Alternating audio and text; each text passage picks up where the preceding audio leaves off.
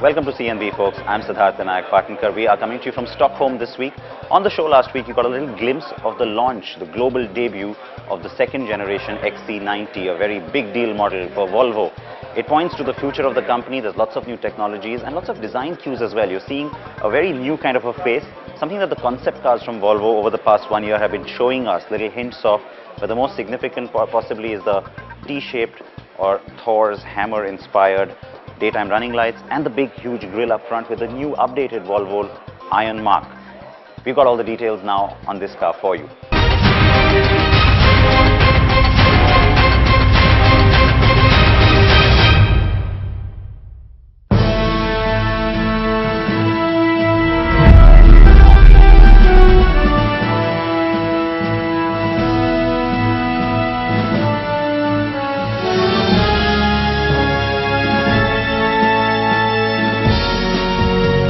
It's the product that Volvo expects great things from, not just in terms of sales, but in terms of giving the brand a new, young and more modern appeal.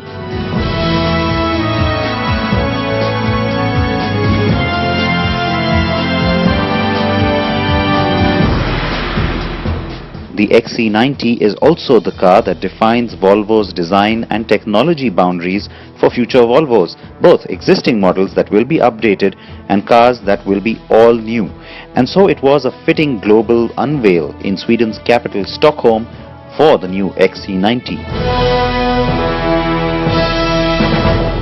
12 years has been worth the wait, says Volvo. Well, the company also didn't have much of a choice, is also something it admits.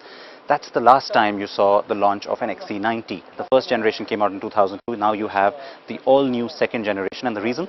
Well, at the time when Volvo changed hands from Ford to Geely, there wasn't a new platform within the company that was available to build something new. And Volvo says that anything that was available from Ford or otherwise wasn't modern enough, and so which is why it had to develop its own platform. It had to take that tough decision of bringing this car to market. It is now here.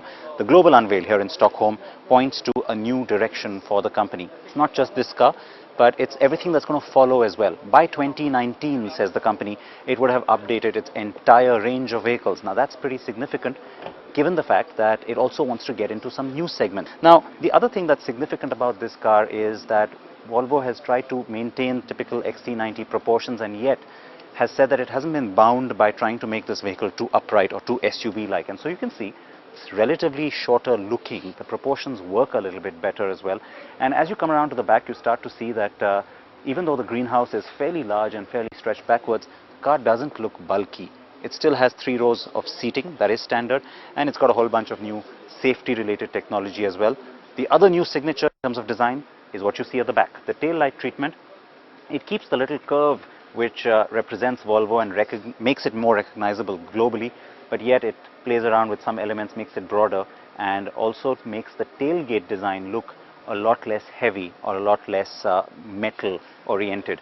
Unlike everybody else who's throwing in lots of aluminium to reduce weight, Volvo says it's now achieved perhaps lowest in class or close to those levels of weight, but by sticking to steel, so it keeps costs in check, and it manages to also use a higher degree of boron steel, which makes it better from a crashworthiness point of view. So safety, of course, remains intrinsic to Volvo.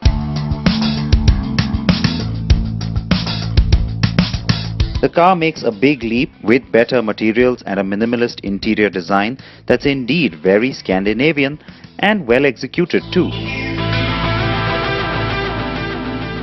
A virtual instrument cluster is standard. This big, huge tablet-like screen is standard. Of course, you can customize the colors, and the palette in this particular car is very Scandinavian, light wood, light tones, but you can get pretty much anything you want there as well. And the Bars & Wilkins music system, also standard. Of course, the top end has 19 speakers. The base variant will not have that. The attention to detail, the interface for all of it is very new. This screen in particular, I mean, I have to say, it's really responsive.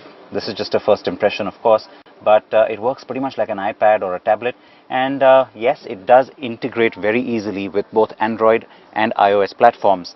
So that's going to be a big USP, perhaps, at least for starters, because it's going to be able to link up to the future Google car platforms and, of course, Apple's CarPlay as well. As we already know, there is a lot of style as well that's been thrown in here, because remember, The company wants to be able to operate in various different kinds of markets and yet have its own identity, stay Swedish and yet be competitive in a market like China, where you need to be a little bit flashy, in a market like India, where you need to be impressive, and of course in a market like the US as well, besides of course markets like Western Europe.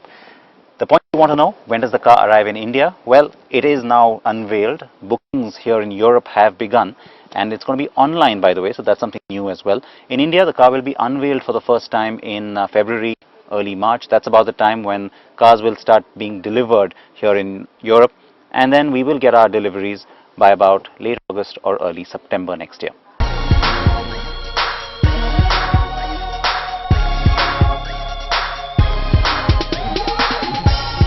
The new XC90 will sport new engines, and some variants will even use an electric motor to boost performance.